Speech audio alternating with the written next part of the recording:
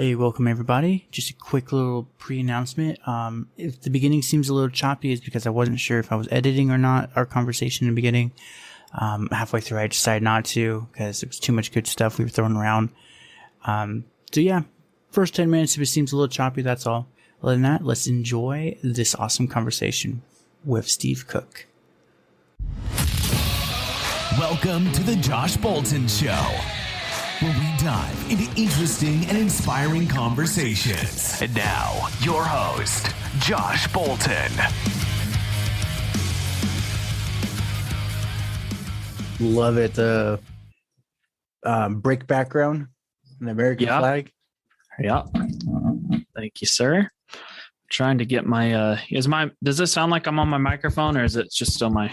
No, you're coming through the mic. Okay, cool. I was making sure that was turned on. I've recorded a few that the mic wasn't even turned on, so Oof.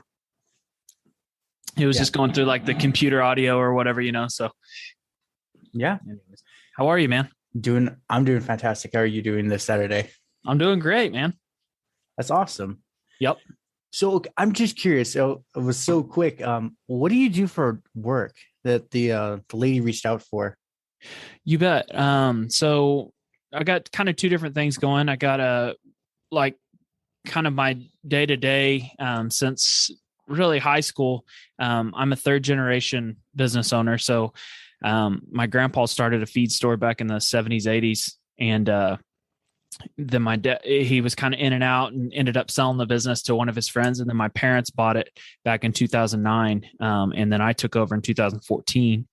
And so we have 3 locations. We're one of the largest Purina feed dealers in the nation.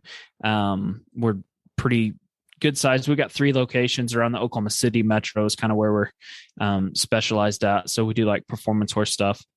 The reason for reaching out is I've got a small business podcast.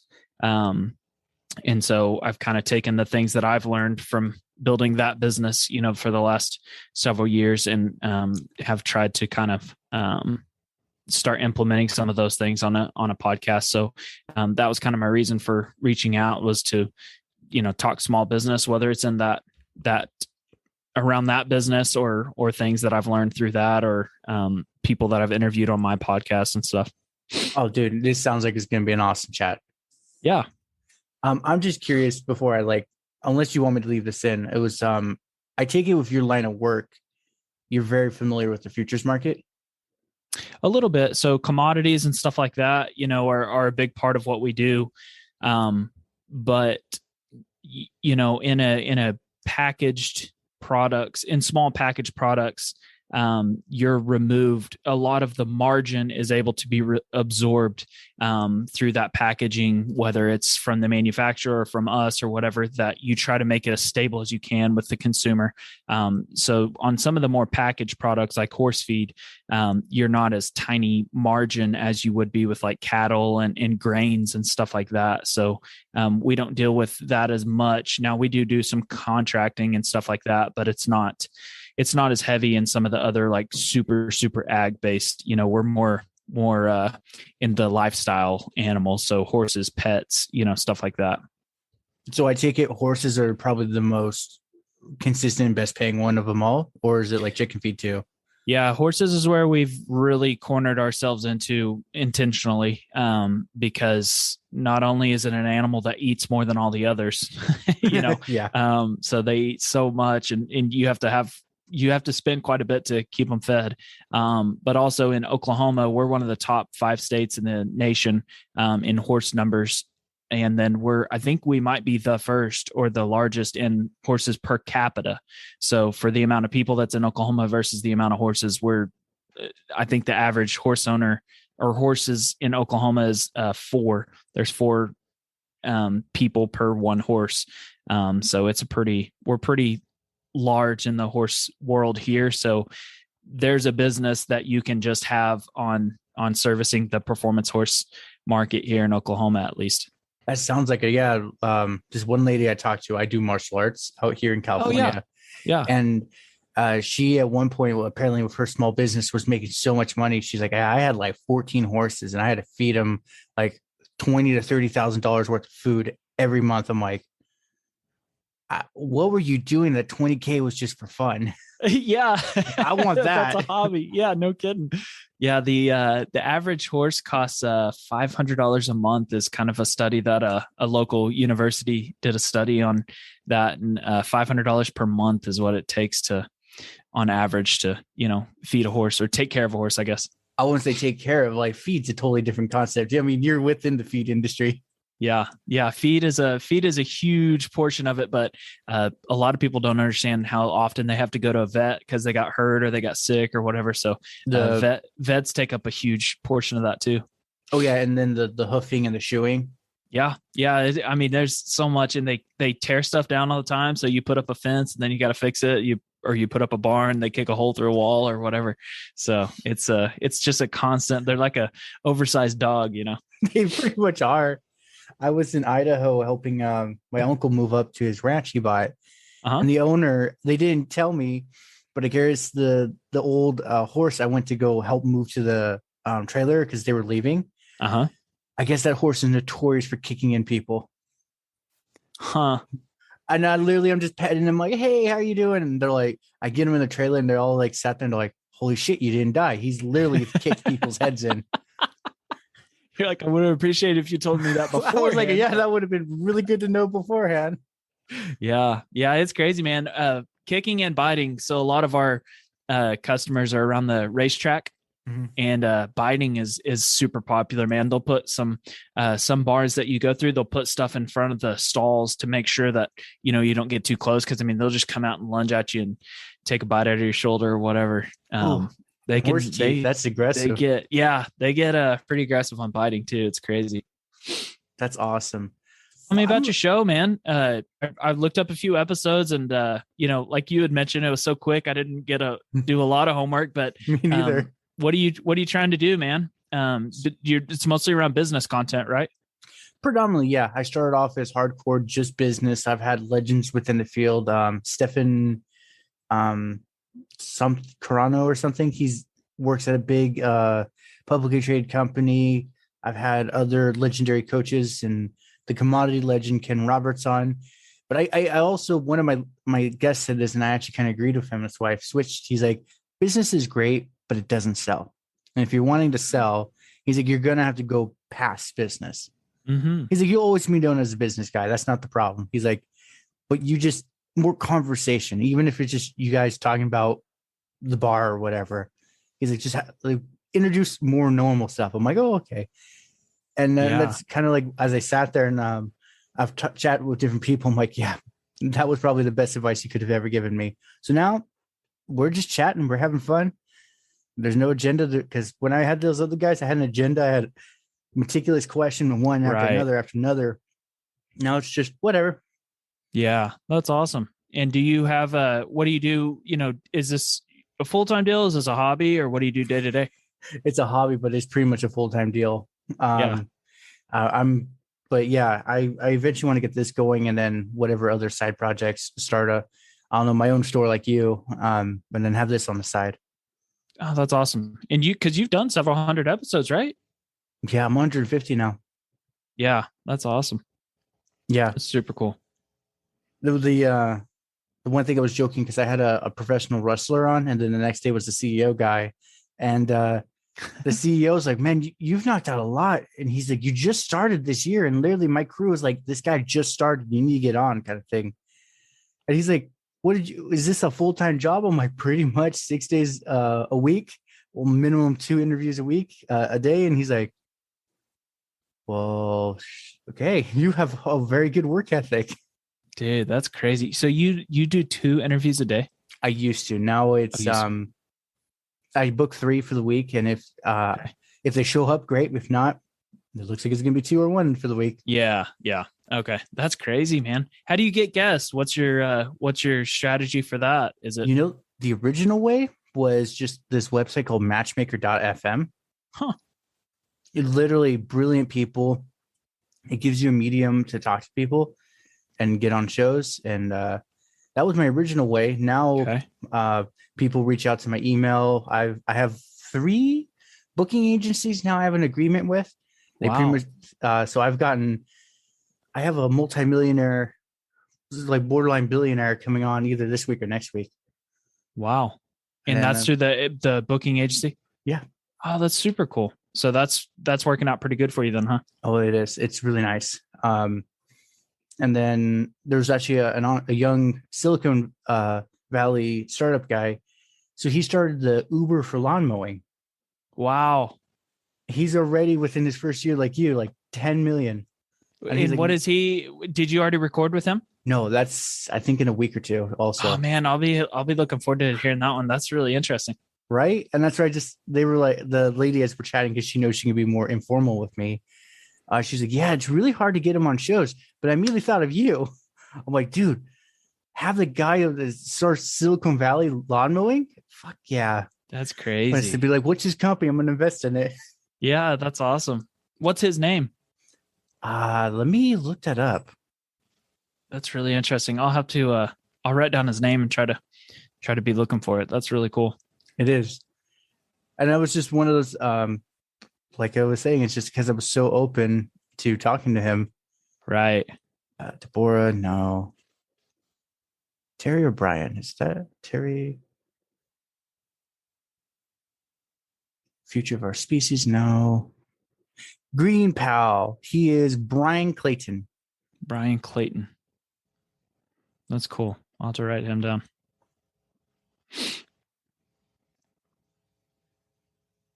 Yeah. Now, hey, and you go by Josh, right? Yeah, either or Josh or Josh Bolden. Oh, okay. Your one deal said your email said J period R period, and I didn't know if that was your middle name or if you go by JR. I was just wanting to make sure because your deal says Josh, obviously your podcast, but I was like, maybe he goes by JR. It's like a secret deal or something. No, Joshua Robert Bolton. Oh, gotcha. Okay, so just middle name. name. That was my original one I created back in high school. It was super taboo. I wasn't supposed to make it back then. Oh man, that's funny. So yeah. I'm just loving this. Can you tell me more about your show and what you do with it? Sure, man. So, kind of growing up in business and a family of business, I had business owners on both sets of grandparents. Right. I had my parents were business owners from a pretty early age. And then I even after that, when I married my wife, her parents are business owners, her grandparents on both sides are business owners, her aunts and uncles are business owners, and so it was incredible to me that was kind of all I knew. And so growing up, like as I got older and was more involved in our family business, I started realizing that all the things that we talked about growing up, like the dinner table conversations and long car rides with my dad and stuff like that wasn't common or as common in a lot of people's houses. And they have questions about, well, how do I do this or do that? And I'm like, oh, that's, well, that's like business 101. You should have learned that in junior high. To me, it was just very common to be raised around this stuff. And I didn't realize till I started getting older and my friends started opening businesses or other friends from small business industry would ask me questions or whatever. And I'm like, man, listen to this podcast or this podcast. And I realized that not a lot of podcasts focus on trying to get a small business owner from basically like 0 to 1 million or something like that in sales. Yeah. And I felt weird giving business advice because I feel like a kid, almost. And so now having run a business from basically watching it from 0 to we're almost at 10 million in revenue now, that I'm like, okay, well, I at least can give someone advice on 0 to 1 million. I at least know how to do that at least. So I started a podcast. I have guests on once a week. And then I also do one episode just by myself giving, I try to kind of stick around topics per week. So 1 week might be around marketing. 1 week might be around, cash flow. Week might be around, different subjects. And so it's kind of just trying to help, that not a micro business, but a business from 0 to 1 billion. And it's called the Better Business Podcast. I was just going to ask that. What's the name? Because I want to look that up. Yeah, it's called the Better Business Podcast. And there was a couple that I was just going to leave it at the Better Business Podcast. And there was several others that had like the Better Business Pod. I think there was 2 others that had the Better Business Podcast with something, something. And so I was like, well, maybe I should just put my name on it just in case. So it's Better Business Podcast with Steve Cook. There you go. Yeah. Then we'll say that I see a lot of them too. It's like, which one is that? Yeah. Cool. I'm already subscribed as we're talking. You wasted no time. No time at all. I'm like, that's valuable. I want to keep listening to them long after our chat. That's awesome. So then I'm curious from you. I don't even know where a beginning and an end to our conversation is, so I might just send it as is. So tell me more about your insights to your business and the tips and tricks you give on your show.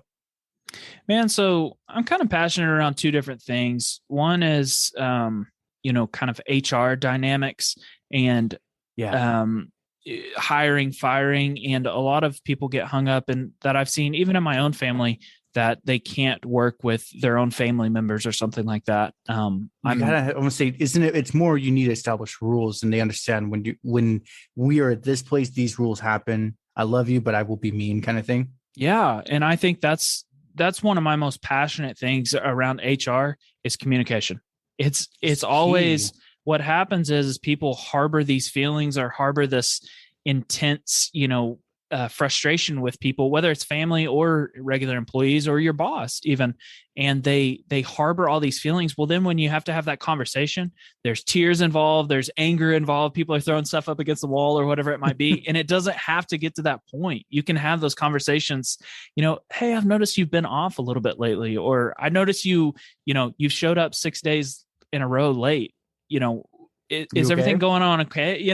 And what happens is they wait till it goes on for a month, and then they're throwing stuff against the wall, and that person's looking for another job. And I think that this idea around HR is so much centered around communication. That has to be at the forefront of all HR problems. If you can have communication, the majority of all the other stuff doesn't matter, even lawsuits and stuff. I mean, I think if you have communication beforehand, a lot of that stuff shouldn't ever even happen. But then that also ties into a culture. So if you're a hustle and bustle, keep your head down, like grind away, there is no room or appreciation for communication. And that's actually one of them. One of my guests was talking, I think he was a diversity person. And I told him, like, dude, yes, AI, this and automation, it's great and it helps save money, but there's something specific about humans. We are not a robot. We have emotions and we do like to talk. We're very social creatures. And I'm like, dude, if I ever start a business, which he's like, you just don't know what it is yet. I'm like, that's very true too. Yeah. I said, my first rule is, even though I'm the CEO or owner or whatever, if you have a problem, even if it's the toaster's not working, come into my office and tell me, kind of thing. But here's the deal is you'll find, and what I found over the last several years is that's not, you can tell everyone that, they're not going to do it though. It's not enough. You have to, you still have to be aware of what this person is like when they're at their best and what this person is like day in and day out. And when that changes, you have to initiate that conversation. It's the hardest thing because guess what? It sounds great that you have to initiate that conversation, but when you're shorthanded, your shipment hasn't come in that week, the Wi-Fi is down today and all that stuff. And then, by the way, Johnny's in a bad mood and I don't even know why. It's hard to have that conversation, but you have to make time for that stuff. Whether it's after hours or before hours or whatever it might be, you have to initiate those conversations because they'll never come to you. And that's that was a really quick, lame summary, but that's another one, is conditioning the people. And I'm expecting that story you just told actually happened to you though. Oh, dude, it's not only happened to me, it's my life. It's like, hey, such and such is in a bad mood. And a lot of times if you set up this communication with one employee, that employee will tell you when another employee has a problem. And I tell my employees that, hey, if you hear any grumblings or whatever, I want to solve the problems before they become big problems. So if you hear somebody grumbling about somebody else, tell me. And so like literally this is like 2 days ago. so we got this audit. So with the ag business, we deal with a lot of sales tax exemptions. So like they have an ag tax exemption or whatever. And so every once in a while you get audited on all the exemptions that you made because you're not paying sales tax. So they want to know why. And so we're in the middle of this audit and it's a big deal. I mean, it's tens of thousands of dollars that you can just get. Yep, you need to pay this. And so we're in the middle of this audit. I have one of my managers is out of town. And so I'm having to keep tabs on one store. You know, I'm very involved in this one store. All while at the same time, I've got this stuff in my personal life going on. You know, we're building a house so I've got all this different stuff going on, right? I get a text message, such and such is frustrated with such and such. And you might want to check in on them. They're really in a bad mood today. And it's like, I don't have time right now, you know, to handle this. But that's part of it's such a fundamental part of a business is other employees, because if you want to grow beyond yourself, I mean, you can get a business up to a certain point. It's actually the topic that I'm talking about this week on our podcast is freelancer versus an entrepreneur.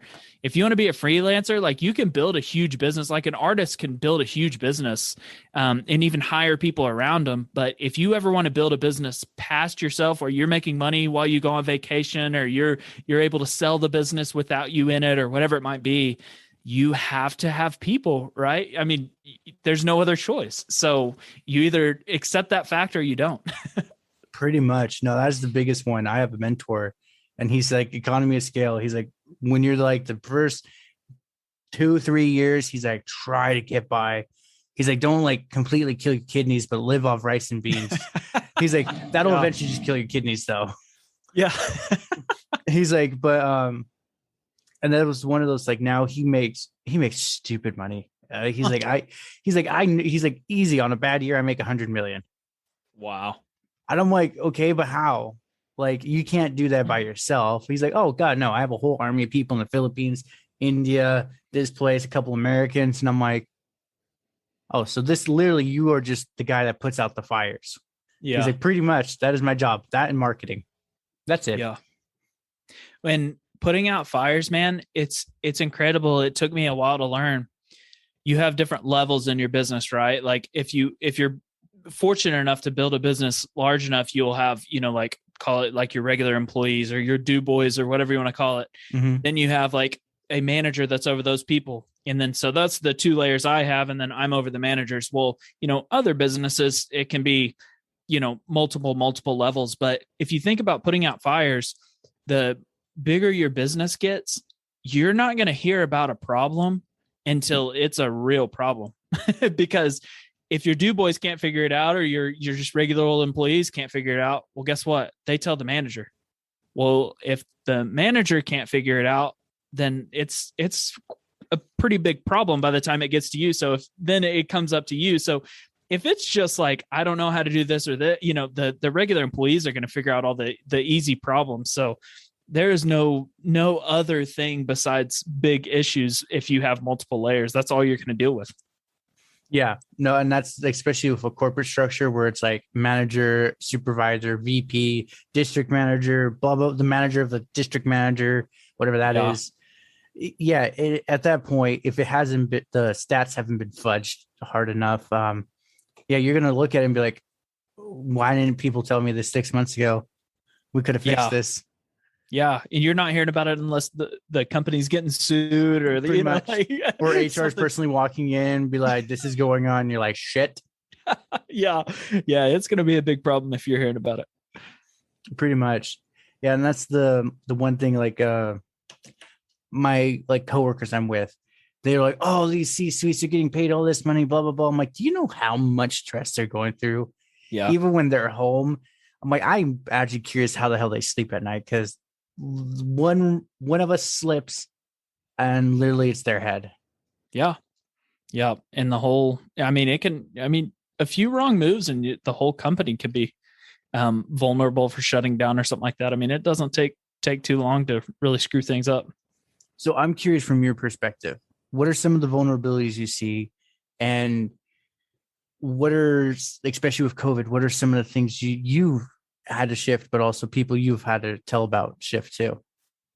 As far as COVID goes, I would say the biggest thing that it did was just kind of sped up that what we were already going through, which was people not caring as much about wanting to wait in your line or wanting to come into your store. Our business in particular, like the ag industry, it is very, very, very slow to move. Well, COVID, I mean, what it did was sped up all these people that didn't want to figure out websites and didn't want to figure out how to buy online, pick up in store and stuff like that. Well, now they don't want to come in your store. They would rather, ring up online. So it sped up a lot of things like that. And then, as far as things that it shifted, I talked to a guy that did a coffee shop, and there's another, one of my best friends has a popcorn shop where he makes different flavors of popcorn. And people like that with these smaller businesses that are not, we are in the ag industry, we're a necessity. You can't just stop feeding your animals because COVID, started. So right. our business actually kind of excelled during COVID. But these things that are not necessities like coffee or popcorn and stuff like that, they had to shift their business and figure out, okay, well, we're just a luxury item. So now how do we become either A, become important, or B, shift your business in a way that a luxury item is easier to get? So you take a coffee shop, for an example. I talked to this guy, his business called Cottonwood Coffee, on one of the lives that I did recently. He came out with a vitamin mineral induced coffee that was supposed to help with, they were saying, I can't remember what, I'm embarrassed now, I can't remember what vitamin it was, like vitamin B or something, was beneficial in helping you fend off COVID and other things or whatever it was. And so he started inducing it. So he became more important. And then one of my friends that has that popcorn shop, he made his luxury item easier to get access to, in that he would load up a bunch of popcorn in his van and go to these neighborhoods and sell popcorn from his van. So people weren't coming to his store, right? In Oklahoma City, they were actually shut down for a while.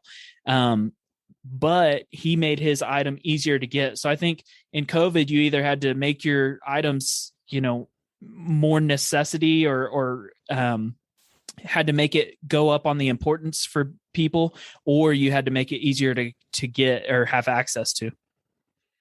Oh, 100%. Yeah, that was the biggest one, especially with my martial arts instructor. He did the Zoom thing because I think just the whole country shut down. There was nothing happening.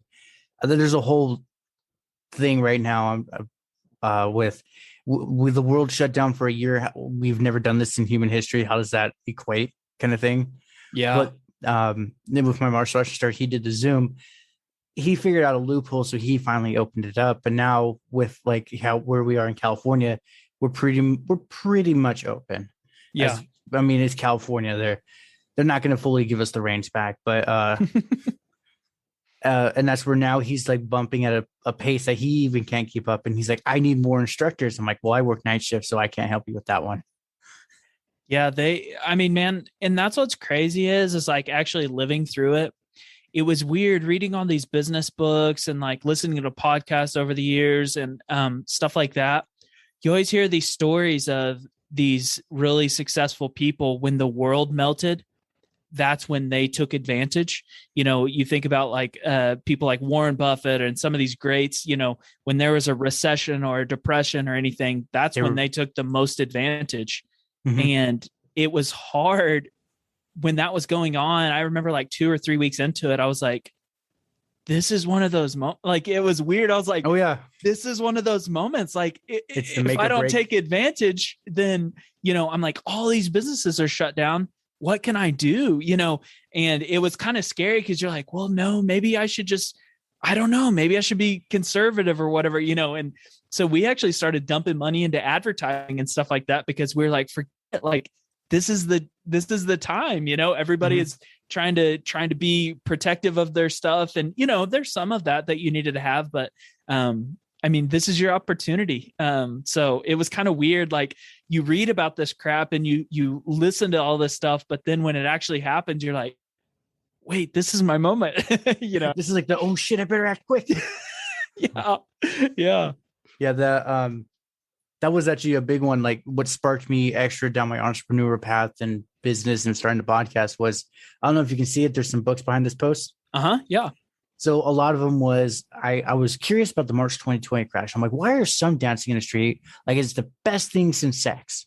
And some are like crying and weeping like Beelzebub just entered the room. I'm like, what's going on? I'm apparently the middle one and doesn't understand what this means. So I looked up trading, and then trading, I was like, oh, okay, when you're buying stocks, you're buying a business. How does a business work? Oh, it's mindset. Okay, how does mindset work? Oh, mindset is a type of spirituality or understanding of the world. I'm like, so it just was like this deep rabbit hole. And I got to the point I realized as I'm reading, because I didn't start a lot of my endeavors because I was fearful of Twitter mobs canceling me and all that. And now I joke with my guests. I'm like, oh, that's free advertising. Cancel me. Curse my name. Yeah. But it's just one of those, I realized because I wanted to learn how to I'm learning the futures market. So I'm like, okay, how do I write it correctly? And I realized, oh, you literally, when everyone's crying, I just close my eyes and buy as much as I can and then walk away and come back in a couple months to see if I actually did a good purchase or not. Yeah, it's hard to go against the norm. And going against the normal is not only good in things like futures and all that stuff, but if you don't go against the normal and you try to be like everyone else in the way you set up your business or the way you market and advertise, if you just copy other businesses in a lot of these other areas, now it's great in HR. It's good to just copy what somebody else does successfully. Right. And it's good to copy maybe like inventory systems and control systems, stuff like that. That's good to just copy what someone else has put all the work into trying to figure out. Right. But in marketing and things like that, if you copy another business, well, then you just look like every other business out there. And then you're not extra special, or you're not different from anybody else. And so that can actually be detrimental to your business by not going against the curve or whatever, the majority, like you're talking about in futures. Oh yeah. And it's like futures in general, this was asking you earlier. It's like, it does have a predictable pattern, but you might buy it where you're short selling or whatever, well, you think it's the top, but there might be that jerk that pops it up a few. And it's just one of those, if you're not ready for it, yeah, it's like business. You're like, what the hell am I doing? Tony's like freaking crapping and crying in the corner and the feed hasn't come in. And then you're just sitting there, it's like, oh, by the way, you're getting a margin call. It's like, well, shit. Yeah. It can catch you off guard for sure. And that's where just the mindset, that's where, as I've talked to different people, I bet you can appreciate this too, is the old 1930s, 1950s, cracking the whip, you're a number, you're in the machine. That worked. It never worked, but it worked for like short-term, like getting things done. But the morale, like, is just gone. Like the people are just trying to figure out how to go home. And one of the things, I was talking with a guest, is I said, it sounds silly, especially with this day and age, with how fast everything is with the internet. Just treat them like a human. I said, well, obviously we got to keep the humor in check with corporate rules, but let them laugh, let them have fun, kind of thing. And just when they feel safe and comfortable, they'll go above and beyond for you, because it's like they're stuck at home, so they want to protect it. That's just how we are. Yeah, I think a lot of people, Josh, say that it's like a generational thing. And really, I think it's more, when you say the 30s, 40s, 50s, whatever it might be, that's what I think it's more of. When you think about the United States that many years ago, almost 100 years ago, and we weren't as cushy or as far ahead of other countries as we are now. I mean, we are I can't remember what it is, whatever. There's like a strong 1% of the entire world's, like 99% of the world lives below the US in almost every in financially. I can't remember what the exact percentage is, but I think if you make more than I think it's like $20,000 a year or something like that, you're in the top 1% of the entire world's income producers. And so that for the United States, that is like a far majority of the United States. Well, maybe in the 30s, 20s, 30s, 40s, that wasn't the case. We were probably not that far ahead. So when you think about, and I don't want to say it like in a negative way, but if you think about like a rich family, the grandpa worked his fingers to the bone. The dad, was like really, really well off and he worked pretty hard. But then the third generation, they're like working on nonprofits and, they care about work-life balance and stuff like that. I think if you think about that in the relationship to the United States, we've gone through that. And I'm a part of that as well. Like I probably don't work as hard as, my great grandpa did or whatever it might be. So I think that it's not necessarily a negative thing. It's just as the United States ages differently, we care about different things. And we live in America. So if you don't, if you don't think that that's right or whatever, I think that that's who you're going to be surrounded by in the United States. But I think it's more of a timeline of the United States thing than it is a generational thing necessarily. So actually, you touched on something. Have you read the book, The Fourth Turning? No, I haven't. Really good book. Pretty light read. I'd say 180 or pages or less.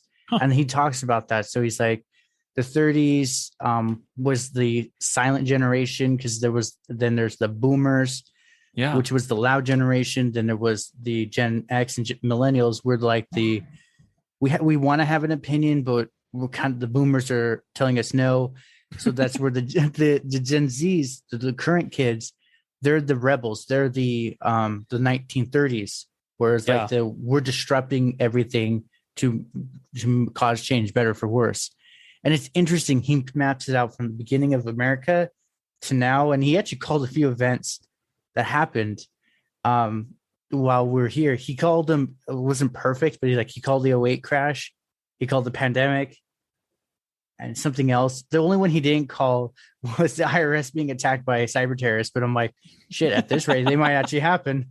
Yeah, that's crazy. Yeah, that sounds like an interesting book. It's good. And it's one of those, it really put in perspective so this is the age of change. This is the turmoil, blood's in the street. But if you listen to Rockefeller, yes, he was many areas he was an asshole, but he was a brilliant businessman. This is when blood's in the street. And this is when you buy and you just wait. Yeah, that's a really good. And again, it goes back to what we were talking about earlier. That's hard to do when you think that. Yeah, you can say it, but can you do it? Yeah. That's the hardest thing to do. Yeah. So what are some of the guests you've had on your show and what have you talked with them about? So probably, I don't want to play favorites, but one of my favorite guests, and it hasn't even published yet, was a author by the name of Mike Michalowicz. He's wrote several business books. A lot of them are about starting your business and stuff like that, which you might find really interesting. But he just released a book called Get Different. And it's called Get Different. I think it says Get Different Marketing. I don't know what the exact title is, but Get Different was the idea behind his book, and it was written about marketing. And what I love about his books is he gives real life case studies throughout of businesses that have done different marketing than everyone else. I'm pretty obsessed with marketing in general, and he gives a bunch of just practical real life advice. And so anyways, I had him on, and he's a pretty big time author, man. He's a Wall Street journalist, columnist, and stuff like that. He's a MSNBC expert. They have him on all the time for Small Business Expert and stuff like that. So he's a pretty big guest. I don't know when that, I think it's not going to publish another month or something like that. But he was probably one of my favorite guests because he's not only had and sold multiple multi-million-dollar exits, but he's also a pretty well-known author. He was probably one of my favorites. That just sounds awesome. Yeah. The beauty of podcasting is you can talk to these people that normally you would never be able to talk to, but in the name of the show, they'll come on. Yeah. It's my favorite thing about it too is, if you asked him or a lot of these people to be like, hey man, can I talk to you about something for an hour? Who the hell are you? Ask you random questions for an hour and have a video call with you, they'd be like, no thanks. Or they probably wouldn't even respond. But if you're like, hey, would you be on my podcast? well, that changes, but it's the exact same outcome. You get to It talk to is. somebody for an hour and, kind of pick their brain or whatever. So I always find it fascinating, getting to learn from people. That's my favorite part of it is, I mean, I ask selfish questions, man. I'm like, how can I do this? How can I do that? And it's fun for me if I don't know if the listeners like it, but it's fun for me either way. No, that's my same motto. It's like, I started producing this saying, like one of my guests, he was a super notorious, like C-suite only coach. So he was like 50K for whatever session. And one of those, as we're talking, and afterwards he said it, he's like, oh, by the way, Josh, he's like, any other situation, this would have been a $35,000 call. And I just sat there and I'm like, I hate to say it, but that's literal fortune for my income right now. Yeah, it's like I said, man, it's just gives you a medium to, and it provides, or it should provide those people value too. Oh. Like when you're spreading their message or whatever it might be, it should provide them value, and it provides you immense value as well as the host, or at least I feel like it does. It does. No, and that's the one thing after that call, I'm like, oh, I was chatting with a few other guests throughout time, and that's what I said. Oh, it's a win-win-win deal. You win for advertising. I win to get to pick your brain. The audience wins, gets to hear what we were talking about and learn from it. But also in the name of the podcast, like we were both agreeing, there are certain people like just saying, hey, I'd like to have a lunch with you. It's like, go fuck off kind of thing. Like, no. Yeah. But when you get the podcast, it's like, ooh, I get to actually wear my cool shirt kind of thing. And then I can actually relax and have fun. There's just so many things you can learn, because like some shows I've been trying to get on, they're super hostile. Huh. Yeah. And it's one of those that like they're asking intentionally loaded questions. And me being me, I don't care. I'm like, that's a very loaded question. And if you're editing this, you're going to make me look like an idiot. But then so they're like, okay, we can get past that one. I'm like, okay, just saying. That's a very loaded question. I'm not really comfortable. I've actually left a few calls because I'm like, nope. Really? Yeah. How different is it being a guest versus a host? Isn't that so different? It's so weird. And it's really hard to get on shows. There's like 2 million podcasts, and yet I've only been able to get on maybe 5. Really? Yeah. Maybe 5. And I stay the same, kind of like you have an awesome, like, this is me, this is what I do, this is what I can offer. I say the same thing to them, and they're like, your business, we're all about anti-capitalism. I'm like, oh, I got some pretty good insights on that too, if you want to go into it. Oh my God. I just now started kind of reaching out to be on other shows. I mean, like this, but yeah, I find it fascinating because I thought that you would have just like an unlimited amount of shows that would want you on. But because I've struggled getting guests in the past, now I'm actually like recorded all the way up to January, and I'm like, man, I need to stop. I need to stop, because now at some point, like, some things get irrelevant, you know what I mean? Or whatever. Oh, yeah. Like I was talking to this one guy about, it was how to build your Instagram audience. And, they have this company that basically sells only through Instagram. And so I'm talking to him about all this stuff on Instagram, blah, blah, blah. Well, we recorded the podcast like the day after Facebook shut down. And so we spend, 10, 15 minutes talking about that. Well, the episode, it's still not published. It's not going to publish for like another 2 or 3 weeks. Well, that happened like a month and a half ago. So now it's kind of like odd, like, so anyway, so I don't want to get too far out, but, at one time, like I was like struggling to find guests, when I first started out, whatever, 60, 70 episodes ago, it was a struggle to get guests. It really is. And it's one of those, now I just like, I've actually done it at work, and they know I was joking though. I was like, I'm having trouble getting guests on. You want to come on? Yeah. Yeah. Just interview some random person and call it good. And that's the thing though. Like, I was just chuckling because I'm thinking of you as business feed store for animals. There was this one place I reached out to. I didn't do my homework. It was a mass blast kind of thing. It's like click paste kind of thing. Sure. Send it. So they're specifically vegan business owners, and they wanted to interview other vegan business owners. And I'm sitting there going, that is a very, very small audience. That's funny. And I'm like, how many people come on? And she's like, oh, a lot. I'm like, I have a feeling some of them are lying and they're just watching a bunch of vegan videos to get on your show. Yeah, that's a crazy subset of all subsets. That's nuts. Yeah, I was like, that is a very hyper, that's like beyond a niche. That is like a hairline of the whole industry. Yeah. But hey, I mean, that's how I interviewed this guy named Taryn Gessel. Okay. And he has, man, I don't know, like I think he has like 500,000 followers across different platforms. Nice. He's huge on YouTube and huge on Instagram. But anyways, he was a beginner triathlete coach. Okay. And made just like content around that. And his biggest advice was start in like the smallest niche you can. And because he says you can always expand from there. Like you can always expand later. And so his like number one advice about growing an audience as far as like online was to start in the tiniest subset. Cause he's like, how many people have access to the internet, worldwide that can watch your stuff? Now, if you're selling a physical product, obviously you can't do that in like a small town and, right. Midwest Oklahoma.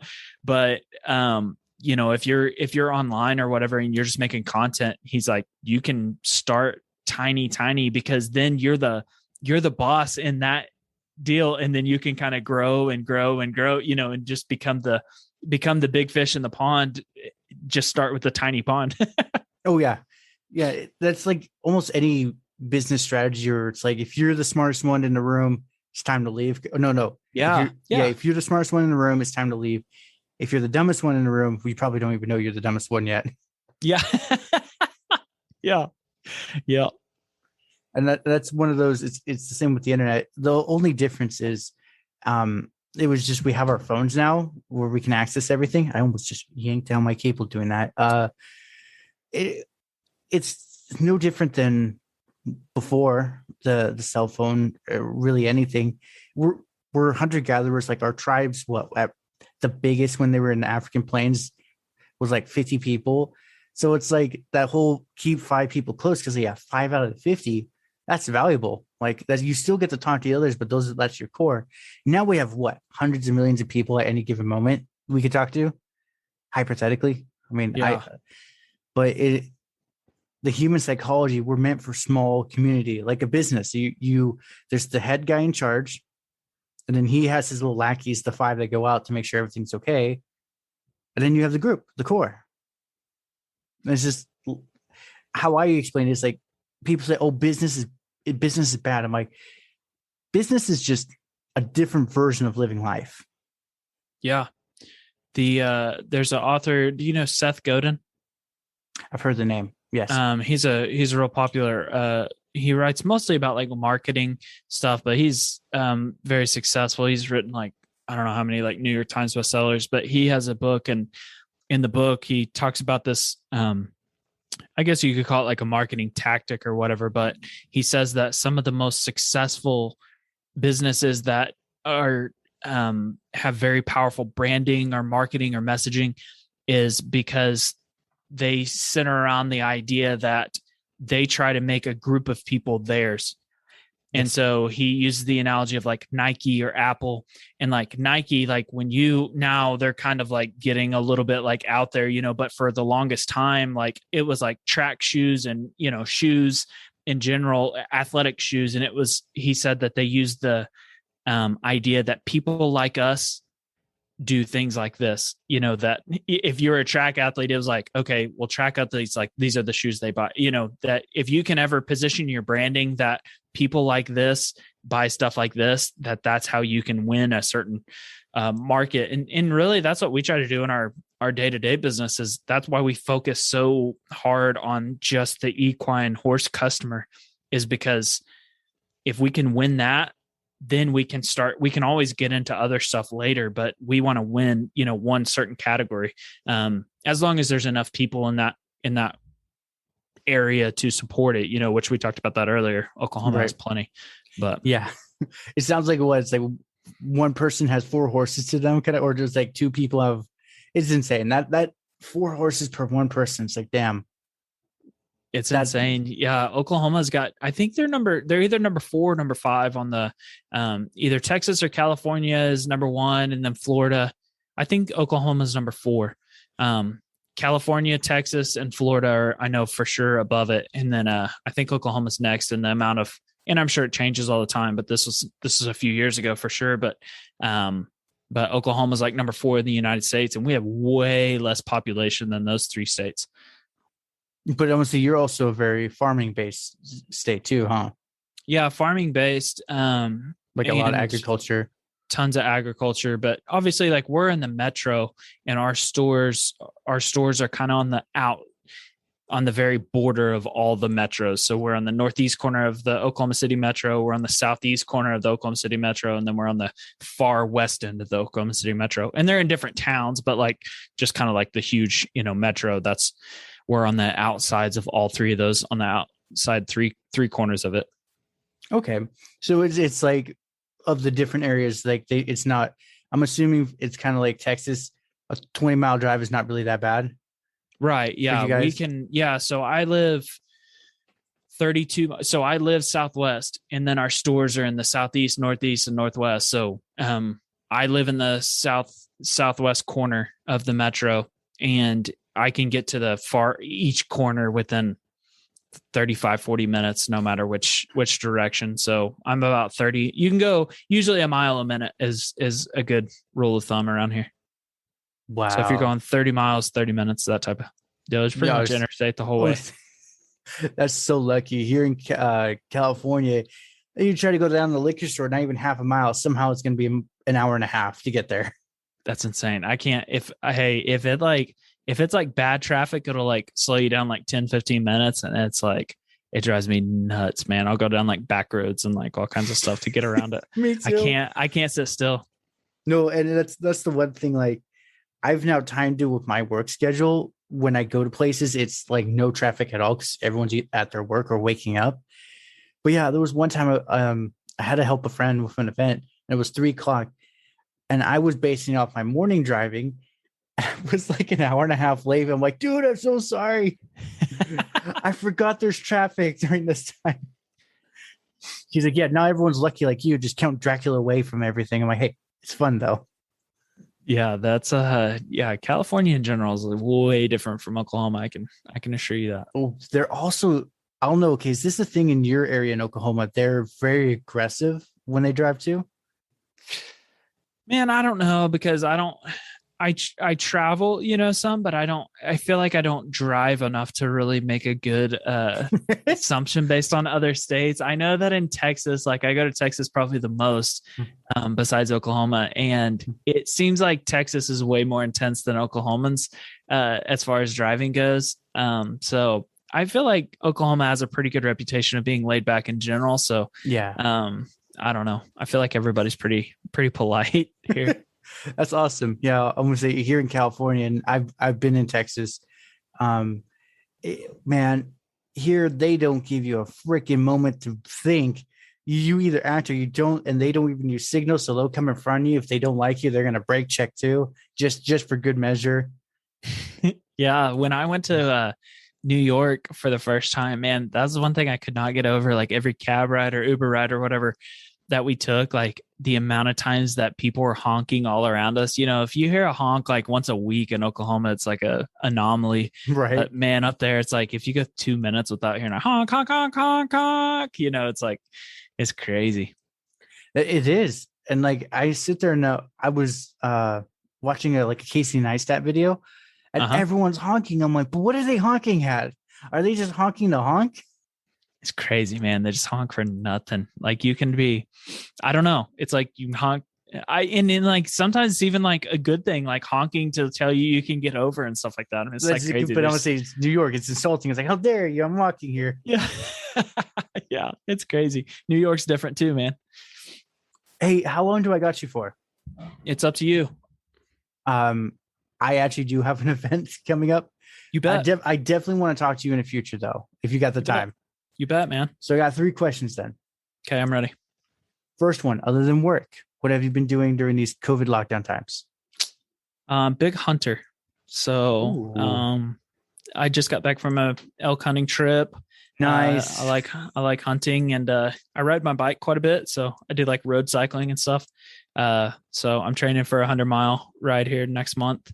So those are probably the two biggest things that I do outside of work. Just nom on that elk meat and you'll be fine. That's right. Yeah. You just get a big old like Joe Rogan. Plenty of lean protein. Yeah. Yeah. I love elk hunting.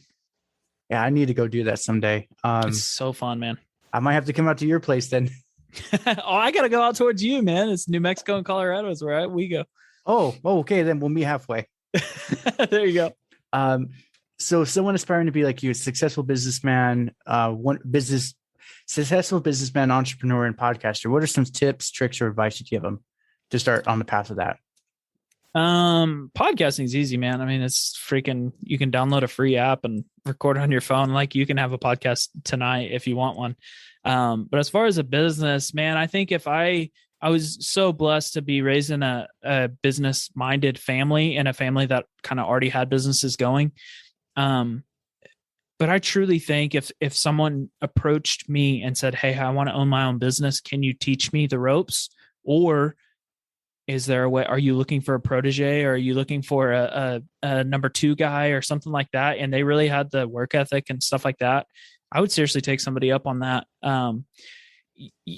So I think if you're looking to own your own business, go find, don't do this at freaking Pepsi or something like that, like a big business. But if you're looking to own your own business, find another, small business owner that, be careful. They need to be successful. But if it's a successful business owner, you might apply first and then talk to them later, but I would just talk to them first and be like, "Hey, can I work for you? And you teach me a little bit beyond what you would just teach a regular employee." I think I would eat that up, man. I would think that was the coolest thing ever. And especially if they're a good employee, I'd pay them well. It would be the best thing in the world to me. So that's the tip that I would give.